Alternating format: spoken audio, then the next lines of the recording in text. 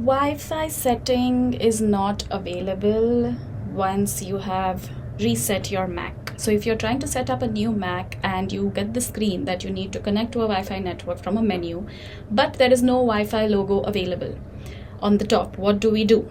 So we are going to wing it right now. We're going to try to find a solution. Restart. Once it says restart, let's restart. Okay, it has restarted. I still don't see any Wi-Fi button on the top. So next I'm going to say shut down. Now it is shut down. I'm going to restart it.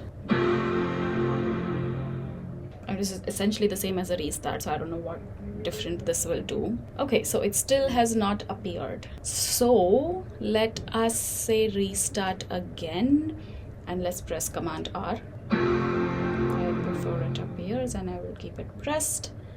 And let's see what appears now.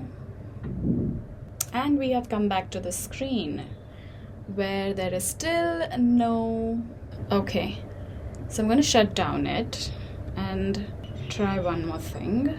Right now it's shut down. So press it once and then press it again and hold. Something seems to be happening now. Ooh, we have reached somewhere.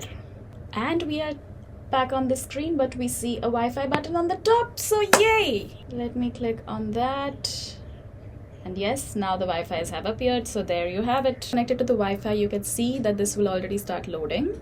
So once it has completed connecting to the Wi-Fi, it will activate the Mac, and that will take a couple of seconds. Or you can click on restart.